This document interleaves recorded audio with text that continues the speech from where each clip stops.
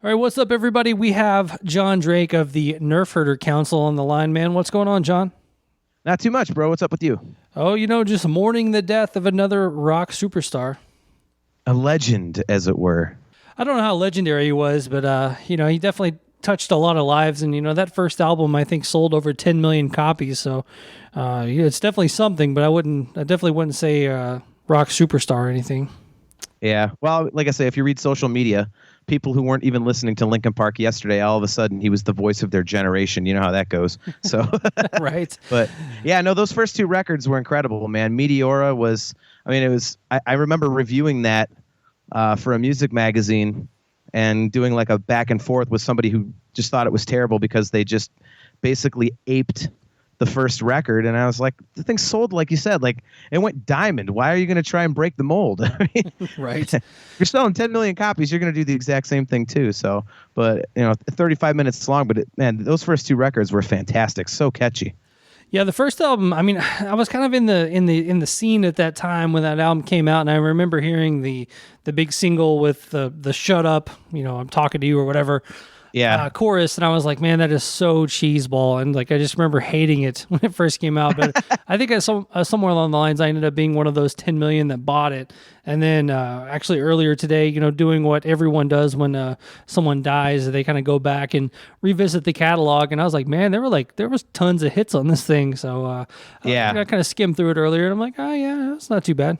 Yep. Even the B-side tracks really had a lot of hook to them.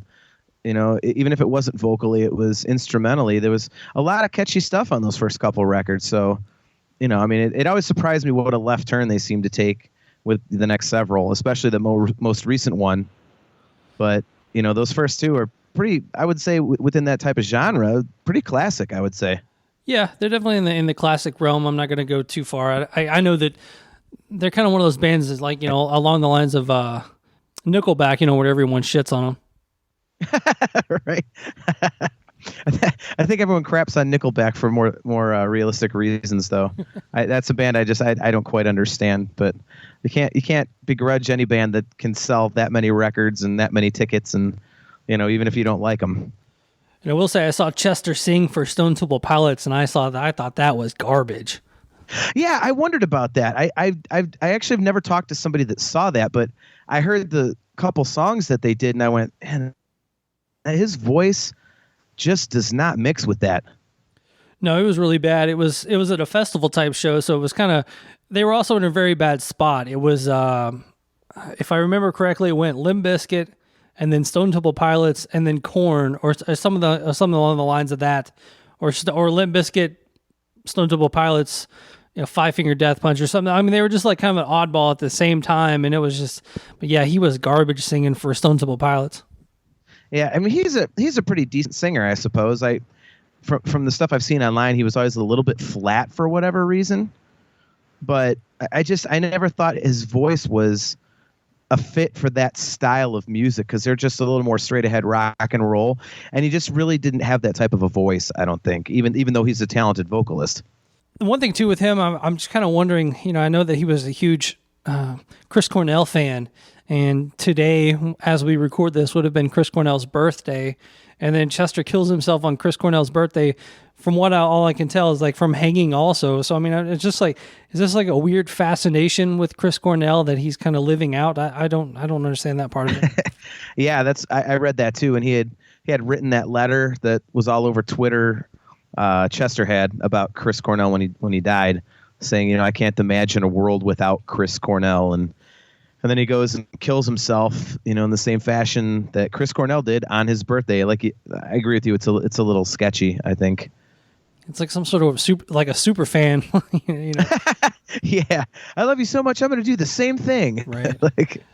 Another thing, I don't know. Just him having 6 kids. Like that was actually the most shocking thing of this whole thing. I'm like, Chester Bennington had 6 kids. Like it's not like it's not like something you see every day, but. I don't remember ever seeing a photo of him at like the Grammys or something with, hauling around, 6 strollers or anything like that. A gaggle of children. all tied together, like, hand to hand, Just in a row, like a bunch of shopping carts in the Walmart parking lot or something.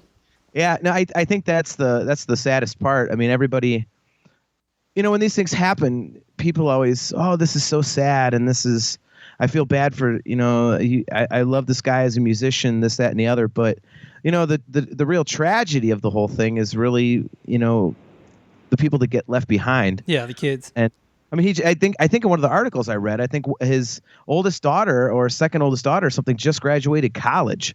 He was just at her graduation pretty recently, within the last few months, I think. So, it's just crazy. I just can't fathom that mentality that says, it's so bad that I'm going to leave everybody behind. I can't imagine things being that bad, Maybe I just have it good. Anytime you have those thoughts, like you have a moment, you're like, I could just end it right now. Like I always like not only think about my kids and stuff, and I'm like, I'll miss the football season. I'll miss, I start thinking of stuff that I'll miss. I'm like, all right, yeah, no, I'm good. Well, me being a Browns fan, sometimes I'm like, yeah, I'll miss the football season. Well, that's not really a good reason to stay here, I guess. But yeah, I'm the same back, way. Right? Well, at least for this year, if you read the sports pages, apparently he's gone to LA next year. But yeah, and I feel the same way. It's just I can't imagine things being that bad that you leave, and especially for somebody in his position or Chris Cornell, where you've got the millions of dollars, where if you know you're that depressed or you have substance abuse problems, you actually have the means to afford top level treatment and care around the clock to get yourself better. So I always wonder about that, why they don't take that avenue. Absolutely. And the whole thing too with, the housekeeper found him and stuff like that. Linkin Park is still to me one of those bands, like, I understand that he's probably a bazillionaire, but like to me, he's not. So it's like he had 6 kids and a housekeeper. Like, I don't know. It's just so funny. Like when I get, but I mean, you sell a diamond album, I'm sure you got a couple of bucks somewhere, but it's still crazy. Yeah. A few nickels to rub together. Yeah. Right. But I guess if I had 6 kids and a lot of money, I'd be hiring a housekeeper too. I'm like, I'm not following these damn kids around. Like, you do it. I can afford it. I can afford to be lazy. I'm going to go write tunes and sell another 6 million records. I honestly, I feel for the kids and all this, but it's just so funny. I was texting old Aiken earlier I was like, and the acoustic Linkin Park tributes in 3, 2, 1. Yeah. It was, man. As soon as Cornell died, the first weekend after that, I was playing with my cover band, and all throughout the show, people were like, play some Chris Cornell, man. He was amazing. You have to play Chris Cornell, and I was like, I'm not playing Chris Cornell. Just because the guy Soundgarden, but yeah. Yeah. Are you not a Soundgarden fan either?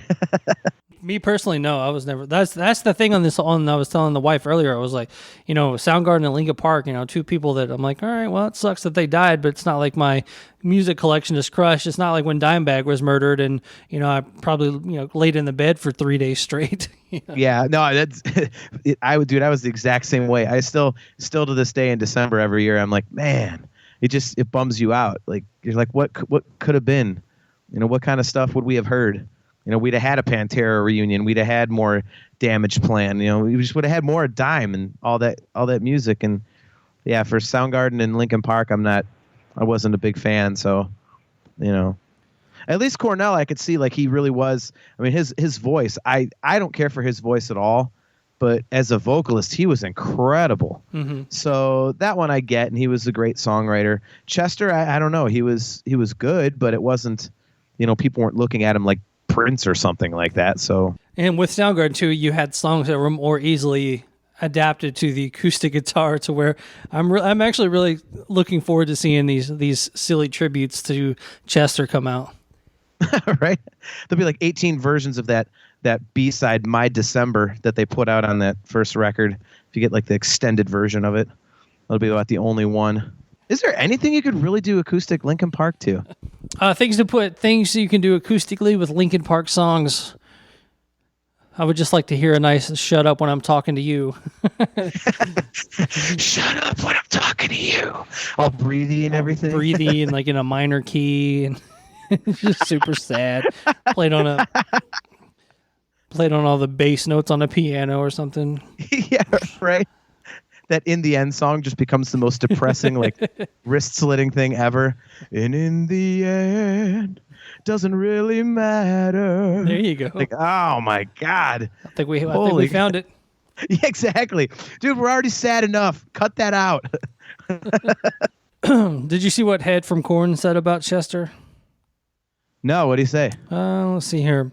I'll just read it. Honestly, Chester's an old friend who we've hung with many times, and I have friends who are extremely close to him. This is truly pissing me off. How can these guys send this message to their kids and fans? I'm sick of this suicide shit. I've battled depression/mental illness, and I'm trying to be sympathetic, but it's hard when you're pissed. Enough is enough. Giving up on your kids, fans, and life is the cowardly way out. Yeah,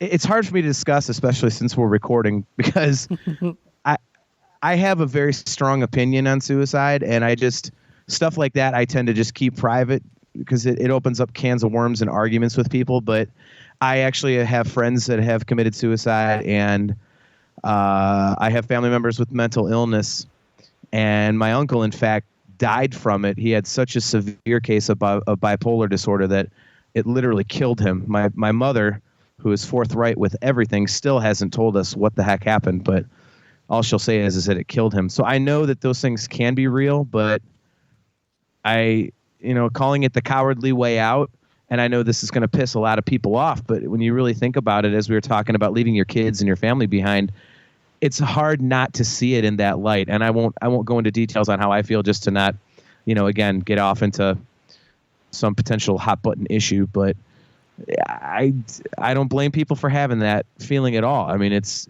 you really look at it, it's kind of what it is. Yeah, and I've worked around the mental illness field a little bit. I mean, I'm not like a psychologist or anything like that, but I mean, I definitely know that there are people out there that have the tendencies and things like that are inside them, and one day I guess you could just break down and do it. You don't care about, not that you don't care about your friends and your family and things like that, but I mean, I guess it's just demons that you're battling inside you. Yeah, and I think people. The problem with the mental illness discussion these days is that a lot of people don't understand how serious it can really be. So there's a lot of people out there that say, oh, well, I'm depressed, so I need medication. Like, no, you just have to sack up and realize that life is hard sometimes. You don't need a pill.